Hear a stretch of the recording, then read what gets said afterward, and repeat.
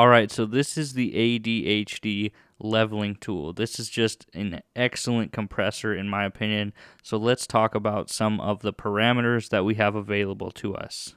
So first of all, from left to right, we have this meter option here, which determines what this main dialog box is showing us. Right now it's showing us the gain reduction, but we can also toggle that to the output to see how loud we're going. I like to keep looking at the gain reduction.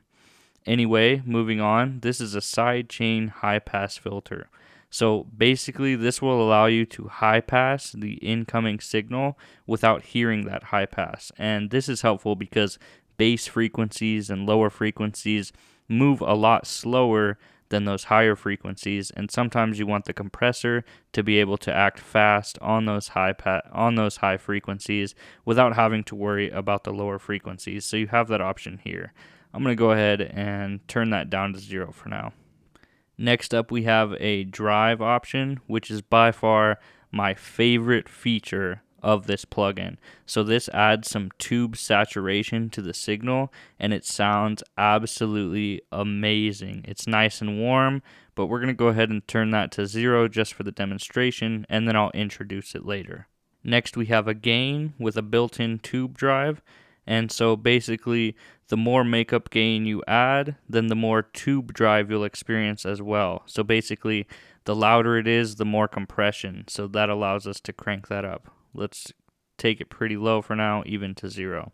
Next, we have the peak reduction, which actually sets the threshold of when the compressor will actually activate. And by the way, I have a video about compressors explaining all the nuances and what the knobs do, so feel free to check that out if you want some more information. Anyway, moving on, we have a standard attack and release time, which is determining the amount of time it takes for the compressor to engage and the amount of time it takes for the compressor to release the signal. Next up, we have a ratio to determine the intensity of compression. By default, it's set to 4:1, which is not so subtle.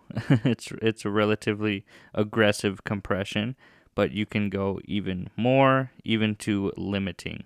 So anything above, say, 12:1, in my opinion, is limiting, but here you can go all the way up to 20:1 and beyond. And then finally, we have a dry-wet knob. So this allows us to do some parallel processing. I personally like to do all my parallel processing on separate tracks, so you often will not see me touching this dry-wet control. Anyway, those are the controls of the compressor, and just note that I absolutely love this compressor. Although it is a free compressor and I do have paid compressors, I am constantly using this tool, and it is an absolute go-to. The tube saturation and drive absolutely sounds great, and I find that it adds a ton of character to the vocals. So without further ado, let's go through some different sources. I have a couple different tracks here that we can listen to and adjust the compressor to taste. And because the gain is set to 0, we're not hearing anything, but let's turn that up. So actually, it would probably be best to hear the dry vocal first. So here we go. Now with the compressor, and we'll add some drive. We'll do a lot just so you can hear the effect.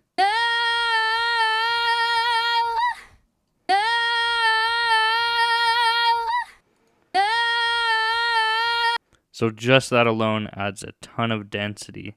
Let's turn the gain up a little bit more for some more drive. We'll turn the ratio up. And we'll set a relatively fast attack time and a slow release time. We won't mess with the dry wet, and so now we're crushing this vocal.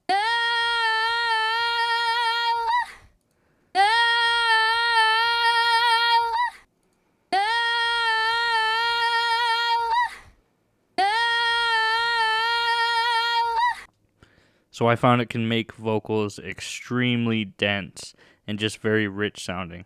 Now let's move on to some drums.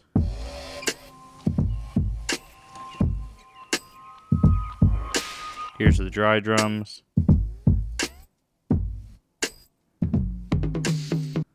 And we add this on, and it adds a lot of presence. The drive is probably too much for the drums.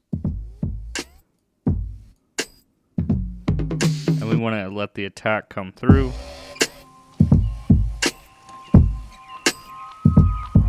Maybe a little longer release.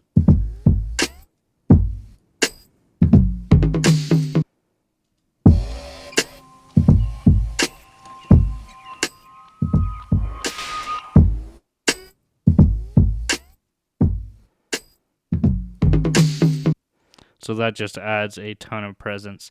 I'm going to go ahead and skip the strings. We don't really need to hear it with the strings, but the piano will be nice. I'm going to keep the same settings that we had for the drums just to let that attack seep through.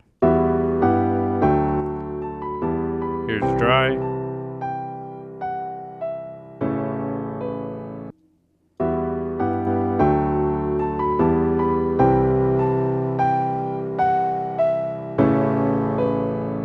And so that drive really brings out an absolute ton of flavor.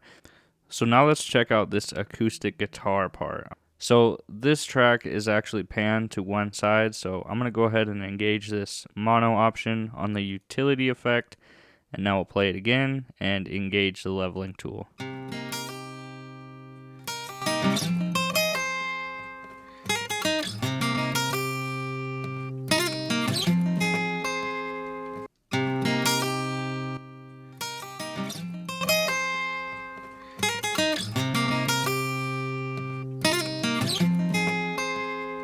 So that really adds a lot of depth and character. So now what I'm going to go ahead and do is show you the parallel processing side of things. I'm going to duplicate this track, and we're going to come to the original and delete the leveling tool. Now what we're going to do is come back to these drums, and this is what we'll be focusing on. So I do have drums on this second track, but I'm going to turn the volume literally all the way down. And what we're going to do is have a quicker attack time, a quicker release time, and about 10-to-1 compression. Bump the gain up, drive to 100%. This all looks good. So now let's start playing and slowly fade in our parallel track.